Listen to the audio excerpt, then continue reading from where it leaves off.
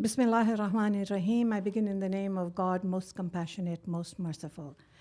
My name is Raheel Raza. I'm the president of the Council for Muslims Facing Tomorrow in Canada. I'm a doting grandmother, and I'm concerned about the future of my children and grandchildren as radical Islam is spreading across North America. My name is Osama Hassan. I'm an imam from the Quilliam Foundation in London, a counter-extremism think tank. I love my faith of Islam and wish to reclaim it from the extremists.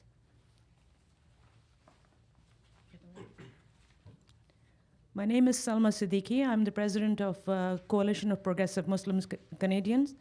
I'm here to lend my voice to this courageous battle that has been launched for a long time, and today it's taking a movement. I love my faith and I want my faith back. Thank you.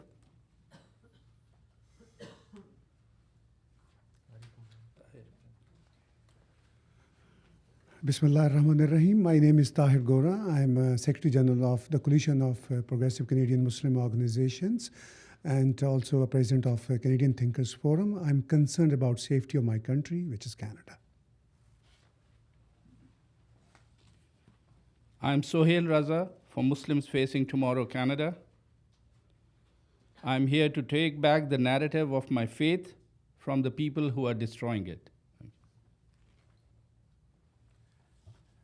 I'm Arif Humayun, the co-founder of Circle of Peace, which is a grassroots interfaith movement based in Portland, Oregon. I'm here to ensure that we differentiate between the religion of Islam and the political interpretation, and that our children don't fall for the propaganda.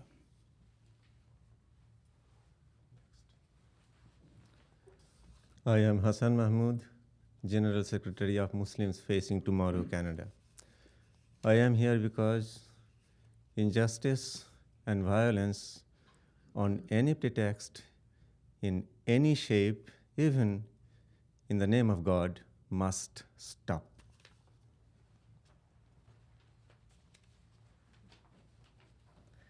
Hi, my name is Courtney Lonergan. I am Muslim, and as a grassroots community organizer, I am very excited to be a part of this movement and work with these amazing people who are the Muslims the world has been waiting for.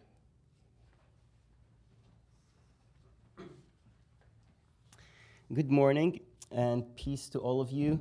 My name is Muhammad Jibara, and I serve as Chief Imam and Resident Scholar at the Cordova Spiritual Education Center in Ottawa. I am here to reclaim the beautiful faith of Islam and its empowering spirit of inclusivity and unconditional love from the criminal syndicates that have hijacked it. My name is Asra Nomani. I'm a journalist and I'm a mother. And I am standing here because I believe that we need to have a progressive, forward-thinking interpretation of Islam that represents opening hearts, minds, and doors in our Muslim world. We need to do it for our children, and we need to do it for future generations so that they can live in peace and harmony.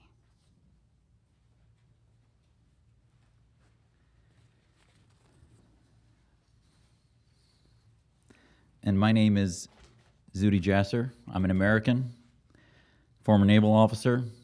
I love my family, and I want to ensure that the legacy I leave for my children is one in which the faith that I love and the country that I love are compatible.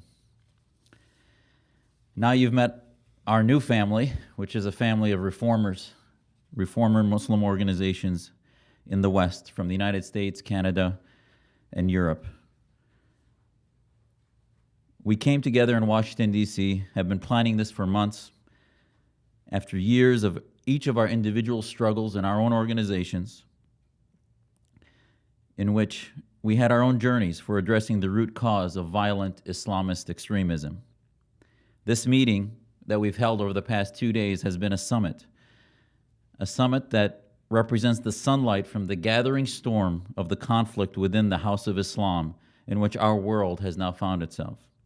For years, each one of us, from Portland to Phoenix to Toronto to Ottawa to London to Copenhagen to Morgantown, West Virginia, has been working towards realizing reform and speaking out against Islamist extremism. This week we met in this inaugural meeting of a summit of Muslim reformers against the Islamic State and Islamism. While our gathering has been a long time coming, tragedies this year, from Paris with the Charlie Hebdo attacks to Sydney to San Bernardino, just keep breaking our heart and making our coming together even more and more urgent and important. What's more is that the vacuum created by the failed reform efforts of the Arab awakening has left the West wondering, where are the voices of modernity, freedom, and liberty in the House of Islam? Today, I hope all of you have a copy now, we share with you our declaration for reform.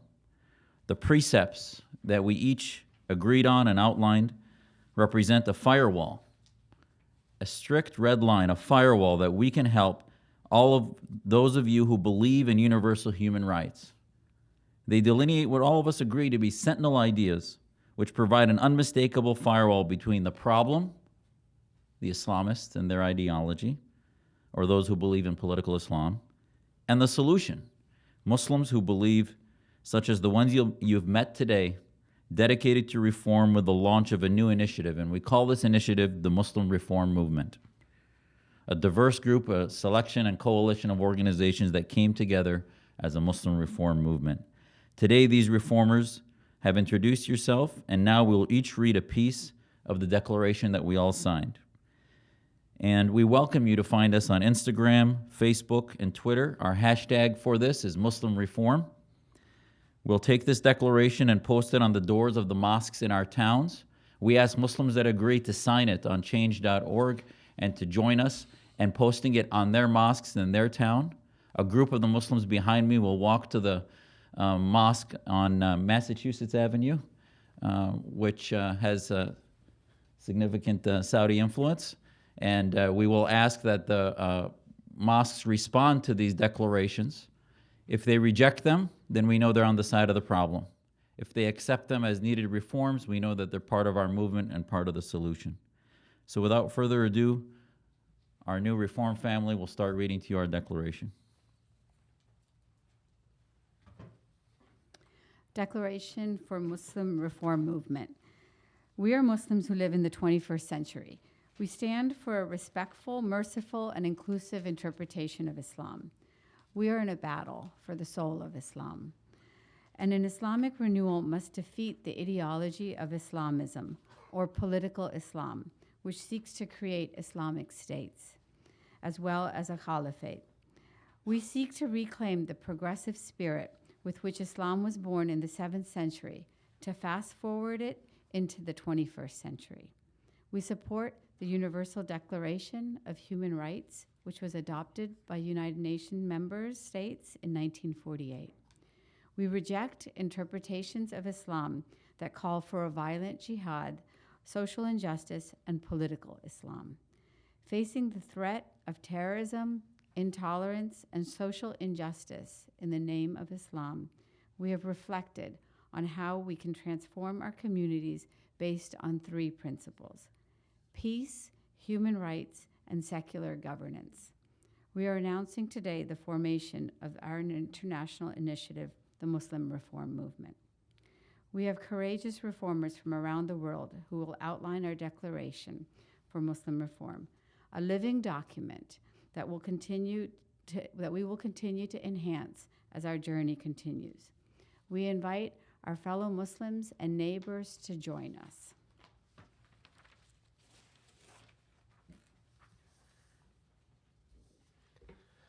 Firstly, under peace, national security, counter-terrorism, and foreign policy. We stand for universal peace, love, and compassion. We reject violent jihad.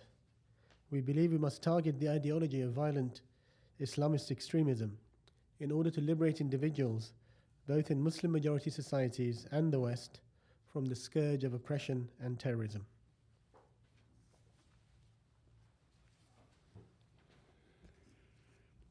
We stand for the protection of all people of all faiths and non-faiths who seek freedom from dictatorships, theocracies, and Islamic extremists.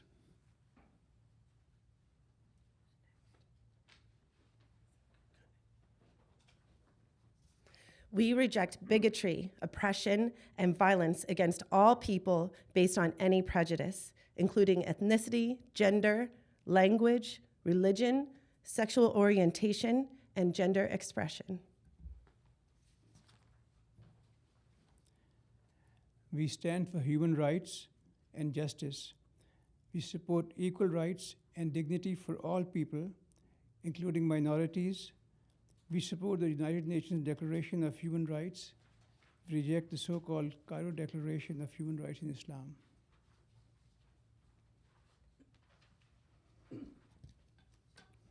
We reject tribalism, castes, monarchies, and patriarchies, and consider all people equal with no birthrights other than human rights. All human beings are born free and equal in dignity and rights. Muslims don't have a monopoly on heaven.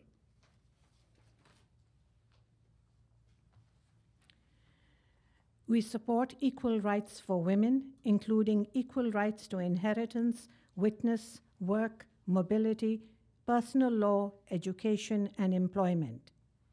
Men and women have equal rights in mosques, boards, leadership, and all spheres of society. We reject sexism and misogyny. We are for secular governance, democracy, and liberty. We are against political movements in the name of religion. We separate mosque and state. We are loyal to the nations in which we live. We reject the idea of Islamic State.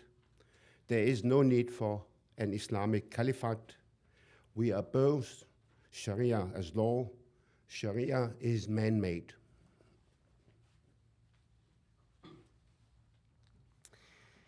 We believe in life, in joy, free speech, and beauty all around us. Every individual has the right to publicly express criticism of any interpretation of Islam. Ideas do not have rights. Human beings have rights. We reject blasphemy laws, which are a mask to restrict the freedom of speech and religion. We affirm every individual's right to critical thinking and seek a revival of ijtihad.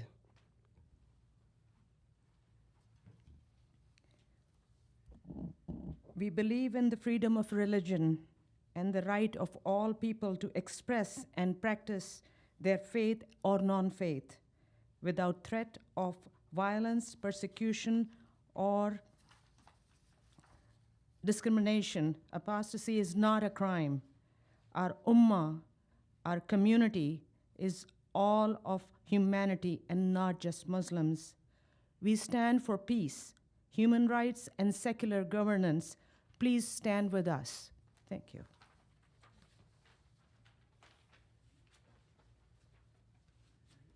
That's our declaration. Each of our organizations will take it back to the mosques, to the communities. We ask you to present them to Muslims who have been doing the press releases against radical Islam, against violence, and see where they stand on the reforms necessary to counter the root causes. Thank you. This is our Muslim reform movement. We're open to questions, and we're at your disposal. So thank you for joining us in this effort that has been a long time coming and has meant so much to all of us working so hard to get here. Thank you, all of you. We'll take any questions that you have and direct it to anybody. Do you anticipate any blowback? What are you bracing for if you say you go to the Islamic Temple? You're looking at leaders of organizations that have been taking blowback for over 10 years that we've been doing this. So collective blowback is easier than individual blowback. And listen, our critics try to label everything that's been listed here as so-called Islamophobia.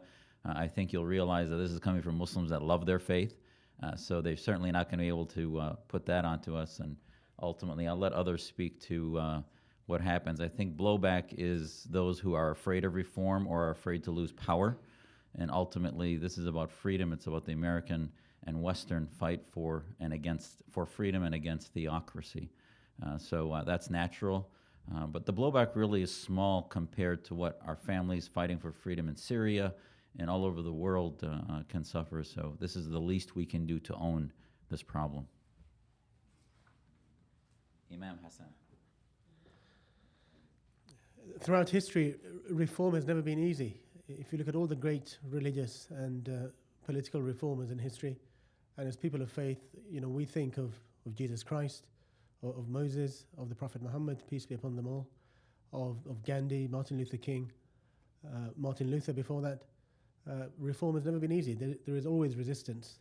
But as Shakespeare says, or as Iqbal says, or Rumi says, you need an opposing wind to fly higher, to soar higher like the American eagle. So we are expecting opposition. That's all part of the debate and dynamism of reform. But we are confident that our values are rooted in the core Quranic and Islamic teachings of compassion, kindness, love, and mercy, which are the real spirit of Islam. And that will win out in the end, because love conquers hatred, mercy and compassion overcome anger. And we will get there in the end, God willing.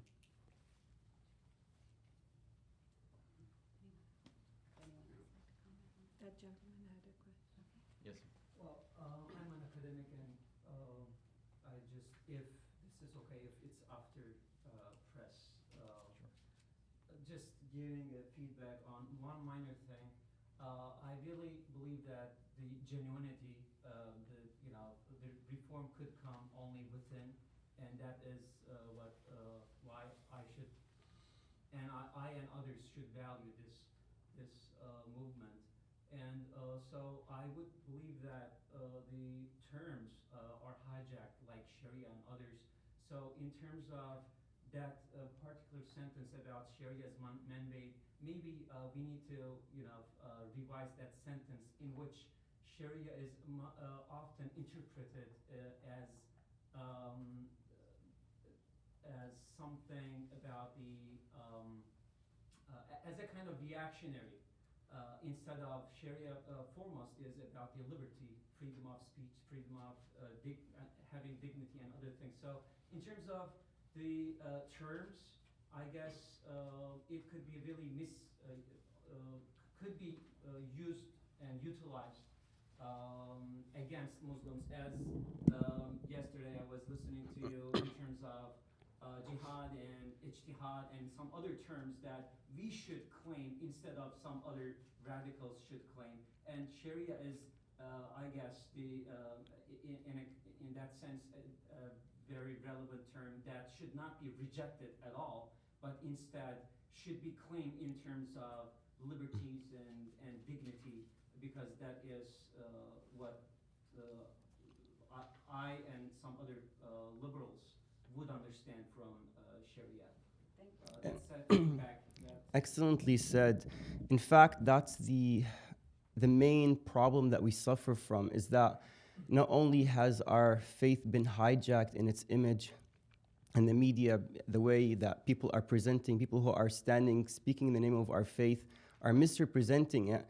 But what we suffer from most is that the terminologies have been hijacked, that the terminologies, what words mean in the Quran, the meaning of the words has been changed, so the connotation and denotation has been changed. So words like Sharia, jihad, which originally were positive concepts that promoted love, that promoted free thinking, because Sharia in its as a concept, as an idea, as a philosophy, aims to liberate the human mind from being restricted, because Sharia is about letting go of the restrictions and taking a person from a narrow mindset to a broad mindset, to be inclusive instead of being exclusive, instead of being restricted within a frame of worldview, but rather that it should be changing from time to time, considering circumstances, etc.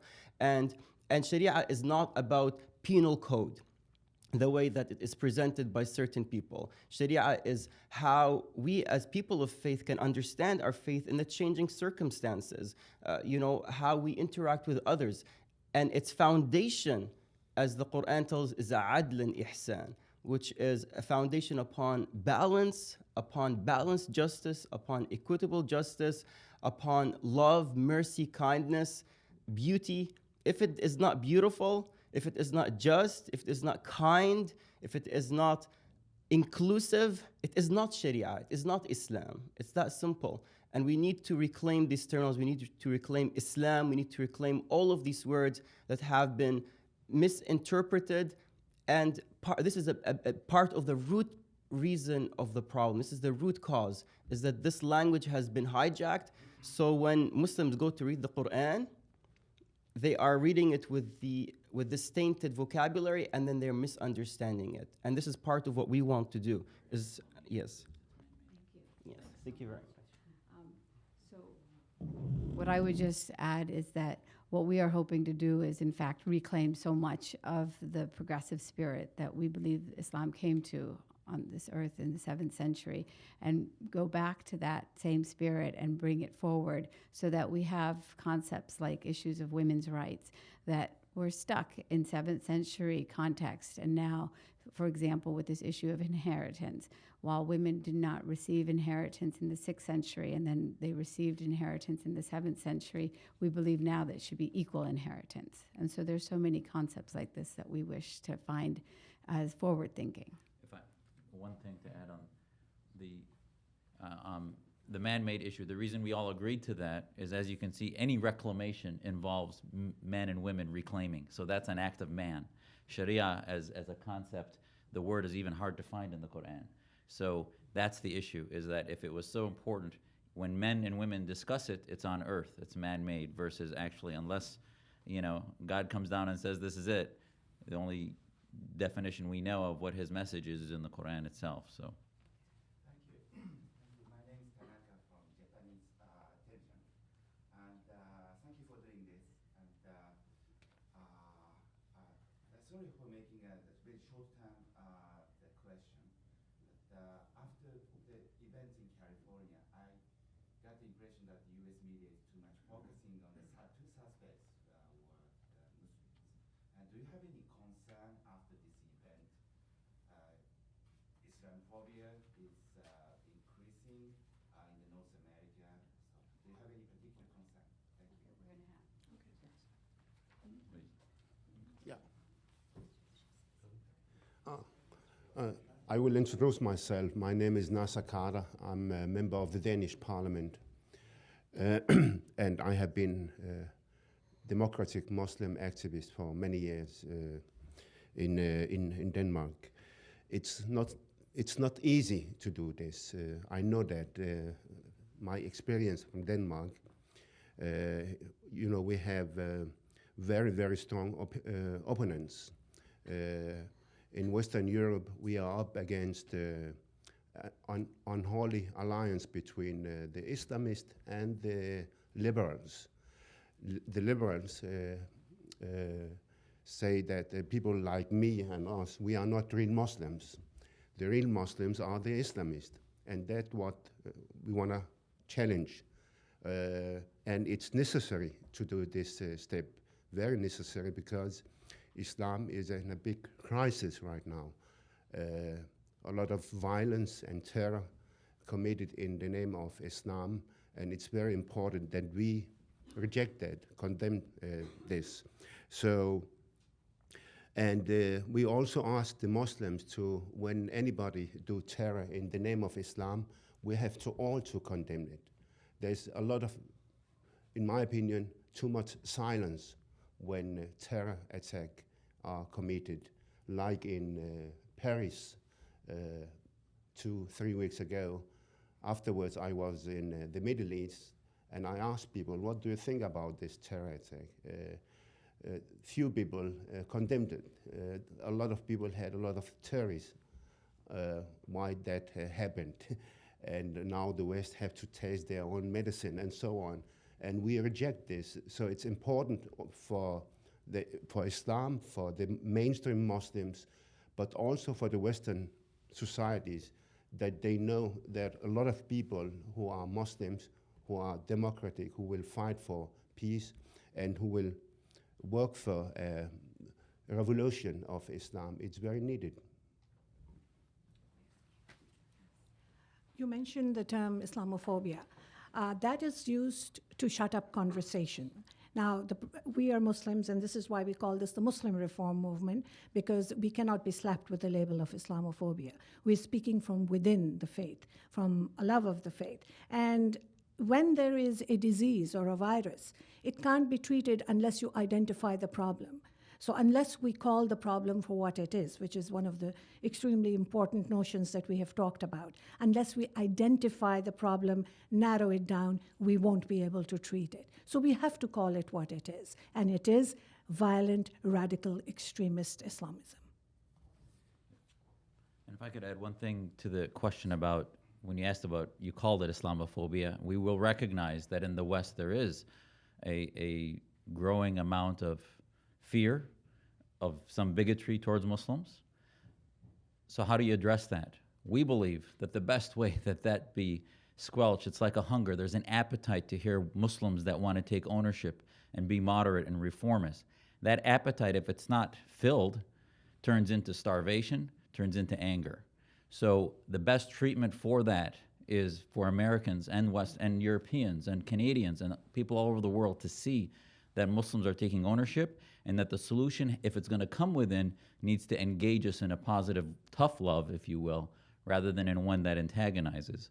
So ultimately, I think this is the best treatment for that problem, which is a reaction to a lack of positive response, not just against the acts of terror, but Muslims addressing the root causes. Just to add on to these comments of my colleagues, terrorism affects us all. We all go through airports, through all these special check-ins, we fly, and we have the same concerns. So it's not an Islamic problem per se, it's a global problem, and we invite you all of our neighbors around the world to also join us in having a discussion. And once we discuss things, explain things, and discuss the counterpoint of view, that's when we can understand where the real things are.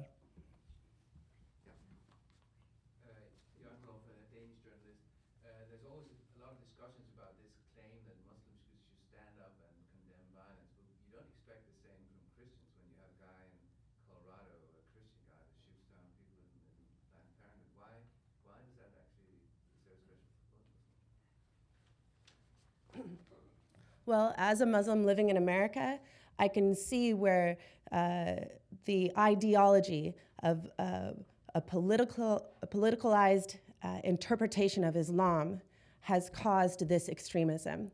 I see the ideology in the mosques, in conversations between Muslims. I see that there is a problem, and we are standing up to address that. And this change and shift needs to happen within Muslim communities.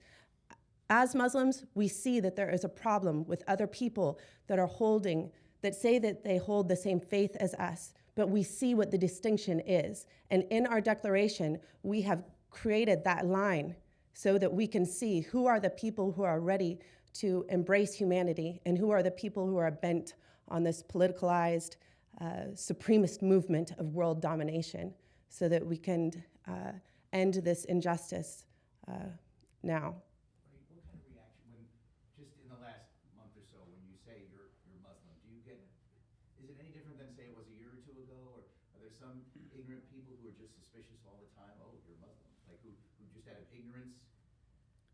Associate you with like something that's extreme as opposed to just?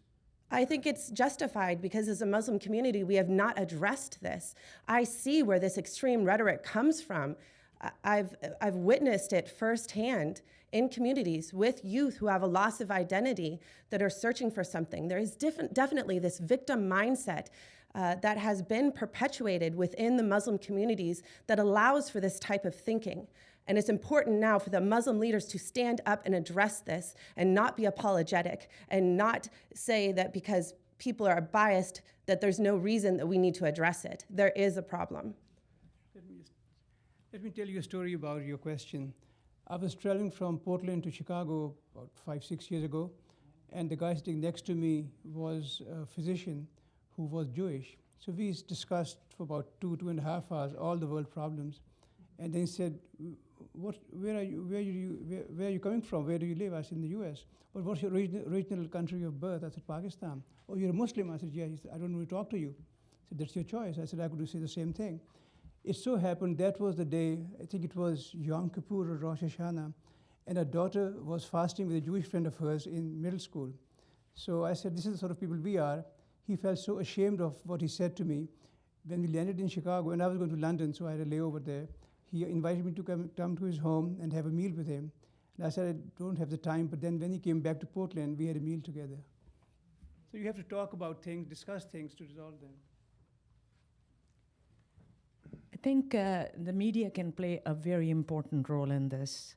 The fact that we are not, like, when you go out and talk to the Islamist, the groups who are just coming up with a press release after maybe 10 days condemning what is happening, that is past.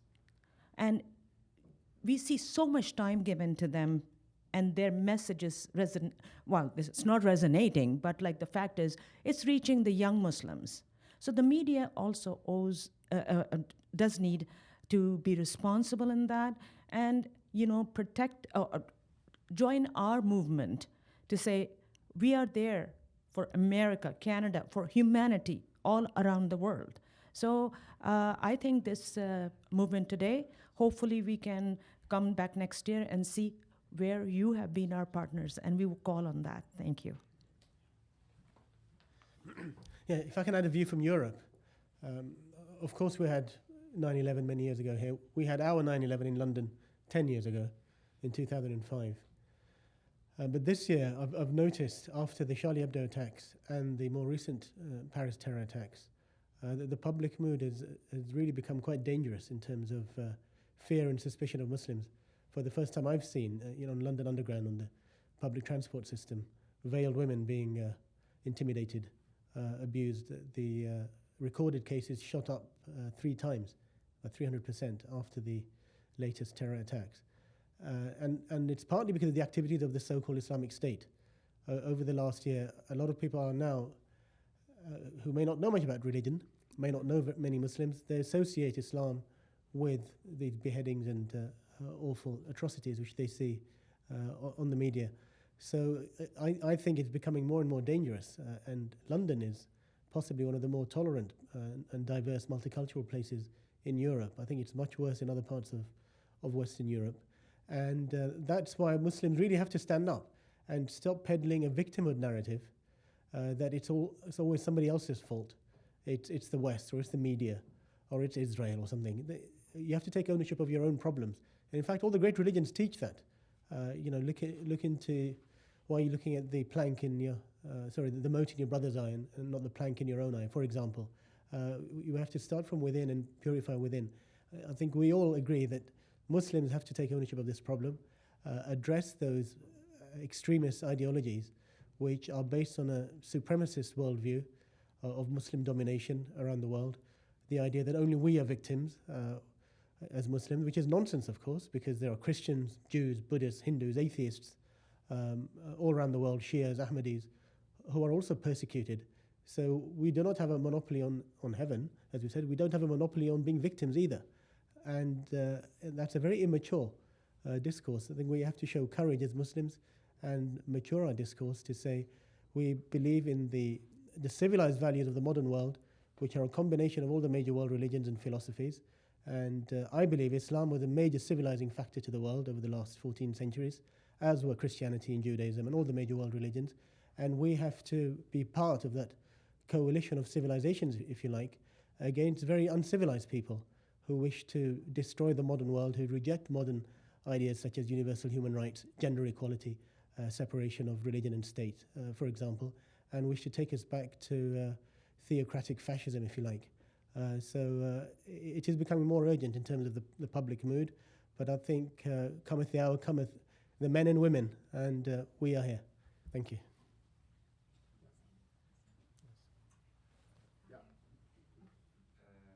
By going to this mosque in Massachusetts Avenue, does that mean that you think that I guess it does. And if yes, how do you think that the Western countries and Muslims in general, like you, can actually put pressure on Saudi Arabia not to export so much as Wahhabism to Russia?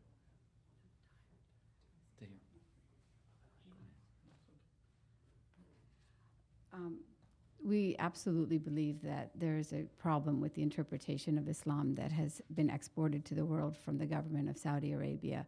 We have seen Islam become a regressive interpretation because of so many of the sexist, intolerant, and even violent interpretations that the Saudi government has exported over the last 4 decades in a multi-billion-dollar industry that has sadly made it so that today we have this need for a reformation because we are challenging so many of those dramatic and inhumane interpretations. This is one of the reasons why we believe that we have to stand up for issues of law and issues of secular governance, because we don't want to have these types of interpretations become issues of public policy. We see beheadings, we see forced veils, we see all sorts of interpretations that are not part of the progressive spirit of Islam. And the Saudi government, unfortunately, has become a symbol and also a manufacturer of so much of the problem that we have in our communities today.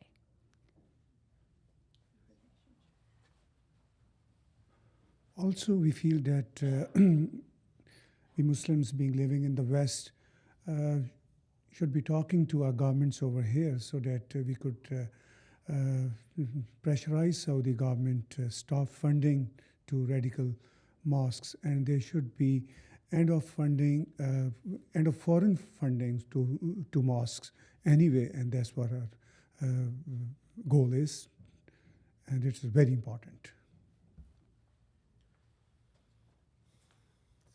If I can just add one thing on Saudi, there's an individual by the name of Raif Badawi who's been in prison for what they call apostasy. If he was free, we would have made sure he was standing with us. He's a Muslim who loves his faith, started an organization called Free Saudi Liberals, and has won almost every award that you can think of in the West for journalism, and yet still remains in a prison in a country that's our so-called ally because he loves his faith, but the government believes he's an apostate. And that is at the core of the problem, is that the West needs to stand up for our ideals, as our document says, the Universal Declaration of Human Rights. And sometimes, too often, because of diplomacy and other issues, we allow the cancers to spread, and all the while the clinics that create the ISISes of the world are being allowed to spread their ideology through money. And Saudi's not the only source.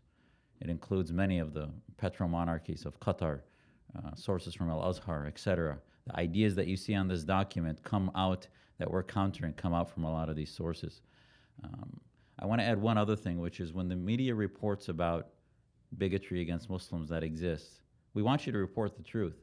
I mean, we would stand today, and I think many of us agree, that what happened in France with the shuttering of 3 mosques, if they were preaching violence, we would call for that to be shut down. But if they're preaching hate, etc., you counter those ideas by pitting us against them to counter their ideas, not by shutting them down. That moves them underground. It prevents the debate that we need to have. That's why we're taping these on the mosques. We want to have this debate. You push it underground, we can't have the debate. So that's part of the dysfunction that happens. But also, if you exaggerate Muslim victimhood, the media then contributes to radicalization. That is one of the primary, and this is one of the things I think Quilliam and other organizations have done so well, is to show radicalization starts. Press TV and other foreign media use those ideas to then begin to radicalize Muslims against the West. Time has come to challenge Saudi, not only the government of Saudi, but also a lot of princes in Saudi who sponsor a lot of Islamist jihadist organizations. That will be part of our job, to ask our government to challenge the Saudis. We should act at Saudis as we did, the Western Europe and the US did with Uganda when they made a law on homosexuality. There was a firm action, against Uganda. But when it comes to Saudi, everybody's afraid of Saudi because they have a lot of money. So we should challenge our government to challenge the Saudis and treat them as we did with Uganda.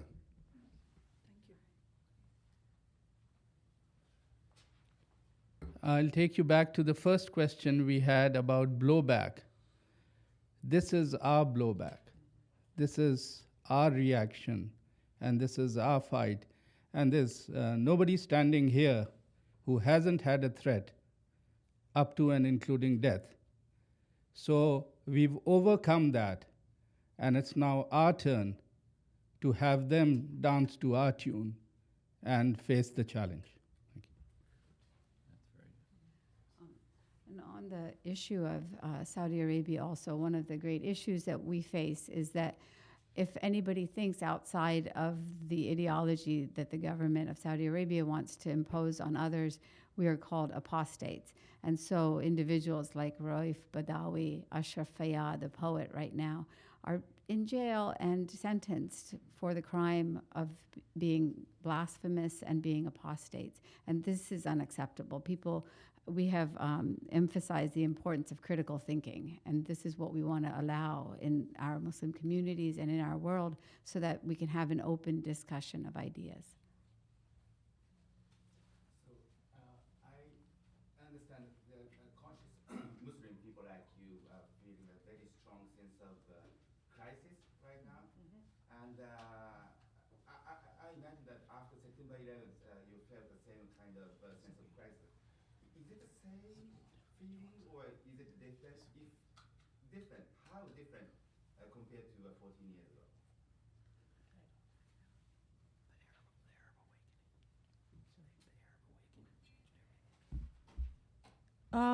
I think the Arab awakening changed everything.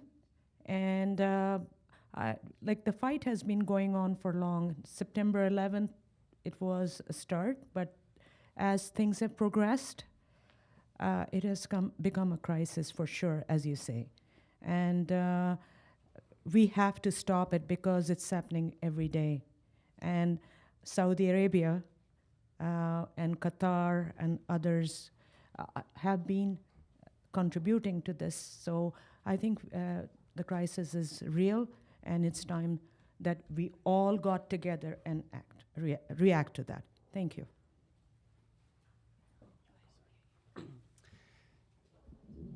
Over 1,000 years ago, the scholars of Islam taught us that everything begins in the mind. So if you can convince people to adopt ideas that are exclusive, that are oppressive, that are hateful, that are intolerant, that eventually these ideas can, with time, they will gradually be established and realized in reality. And that is exactly what we are here to oppose and reclaim our faith, because we have been speaking about these things forever. And we've had scholars, major Islamic scholars, who have spoken out against these ideologies and these ideas, warning the people that this is what will result from that. It's not just going to remain as theory, that these theories will eventually be realized in practice.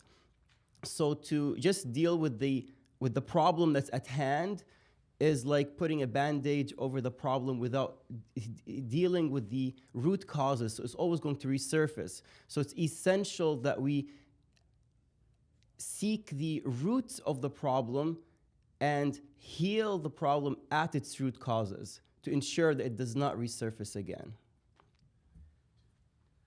Can I just add, one of the big differences with 9/11 is, of course, we've had the war on terror since then. And listening to President Hollande of France over the last month saying France is at war against ISIS, etc., and our government also in Britain, reminded me of George W. Bush after 9/11, we're at war, etc.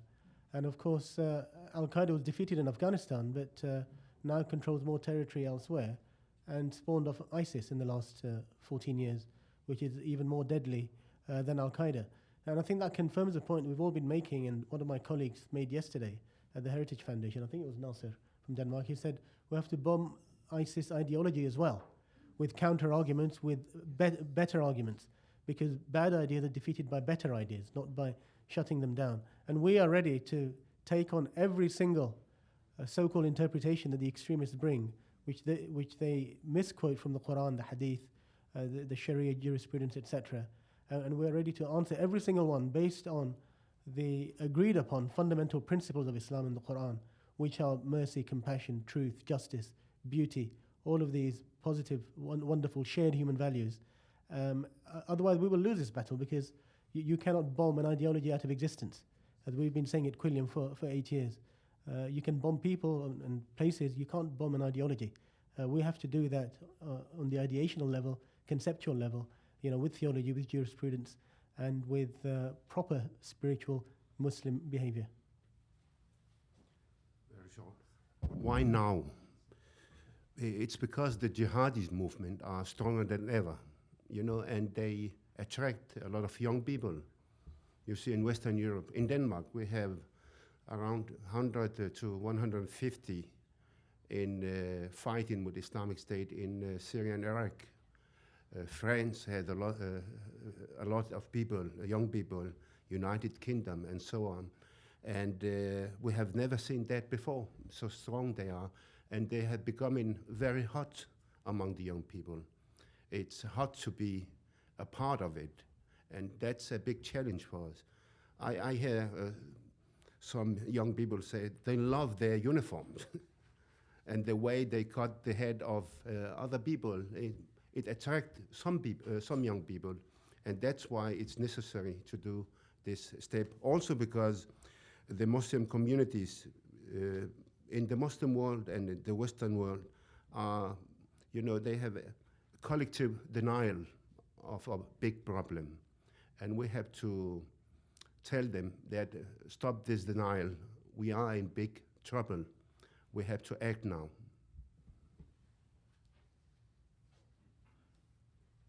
Are we? How do you see this going forward? Now you do this, you put it out in Oslo. What happens in a month? Well, this is just the first step. This is our declaration. And we know that many more Muslims will join us. And those that oppose us, we will engage in dialogue. This is going to be a journey. This is going to be work. And we are ready to be on the front lines and discuss and bring love forth to our faith and to our fellow Muslims.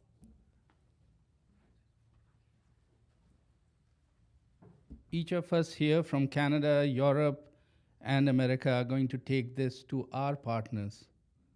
And please make sure that the tipping point has been reached. There's no more violence that we can tolerate. And you as a community, and you as the press, and we as Muslims. So it's now. This is the urgent time. So we are going to take this declaration back to wherever we are living, and we are going to propagate it. And then, like Zudi said, we are going to meet next year. And hopefully, we'll have a full house. In conclusion, I'd like to remind everyone that, excuse me, that we are initiating this reformation on the foundation of love. We love our faith, we love our people, and we love the people of the world. We want to see the people of the world go forth in love and compassion, and to put an end to all this hatred and this division. We want this to be founded upon love, because that is what brings life to the heart, to the mind, and to the soul of any people. My 2 pennies. By now, it should be pretty clear to world's non-Muslims that we Muslims are the first and primary victims of radical Islam. But trust me, we are not the last one. If we do not collectively defeat this devil, ultimately you will be affected too, and your generations. So let us come closer and let us work together against the devil.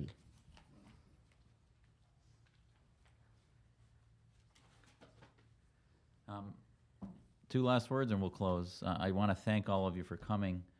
Ezra is going to close us, but use this declaration as a tool. People say, how do we vet refugees? How do we know, who's the solution, who's the problem? This is the tool.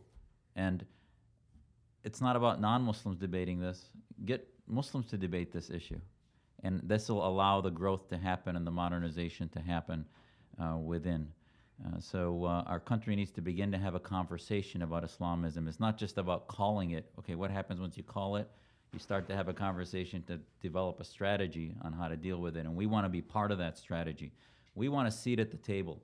And it's not just my voice, not just Ezra's, all of our voices. And there's many who couldn't come here. So we have not had a seat at the table like we should in the discussion of Islam in the public sphere. And that's really what this is all about. Ezra? So I want to thank all of you for the courage that you have in your hearts, because what does define all of us is a love of this world and a service to humanity. And this is ultimately the greater mission for each one of us in all of our lives. And what we will now do is set forth into the world. We will go and we will post our declaration for Muslim reform on the doors of our mosque here on Massachusetts Avenue. It is a symbol of the Reformation, and the Reformation has begun. Thank you all. Thank you. Thank you.